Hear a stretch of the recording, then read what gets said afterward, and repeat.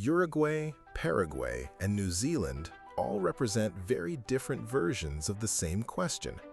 Where should a foreigner buy land if the goal is not just investment, but long-term optionality? Not just price appreciation, not just lifestyle, not just residency, but a real base.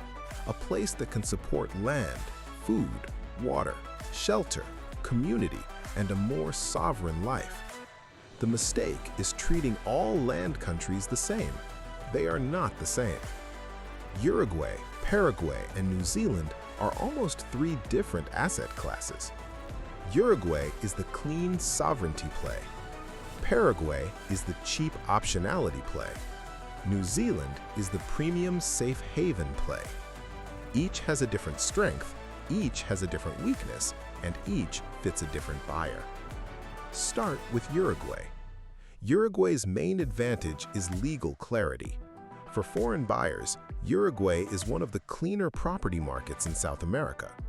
Foreigners can generally buy property without needing residency first, and the country has a reputation for stability, rule of law, and respect for private property. That matters because land cannot move. When you buy land, you are not just buying soil, you are buying exposure to a legal system, a tax system, a political culture, a title system, a local economy. Uruguay's strength is that many of those systems feel more stable than the regional average. That makes Uruguay attractive for families, long-term holders, retreat estates, coastal lifestyle, agriculture, and people who want South America exposure with less frontier risk. But Uruguay is not the cheapest.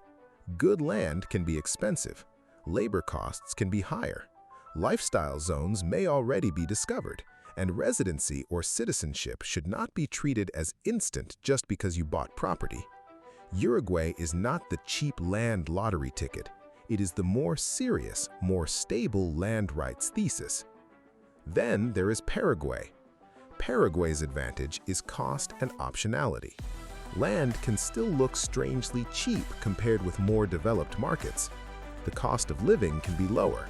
The country has agricultural depth. It has hydroelectric power. It has growing attention around residency and investor pathways.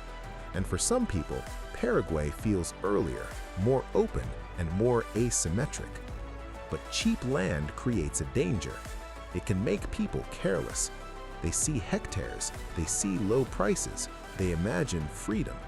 But cheap land can hide title problems, boundary issues, access problems, water limitations, rural security issues, resale problems, border zone restrictions, and local conflicts.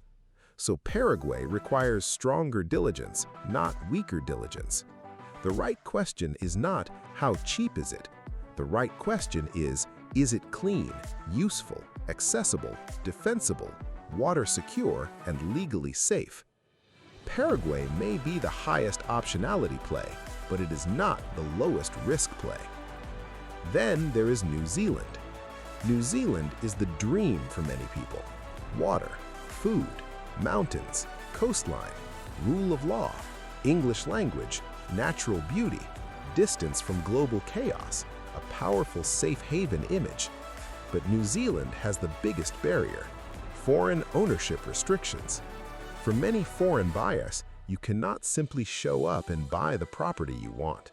You may need qualifying resident status, investor visa eligibility, or overseas investment office consent, depending on the land and the buyer. Recent policy changes have created a limited pathway for certain investor visa holders to buy or build one high-value home, but that is not the same as an open foreign land market. New Zealand is also expensive.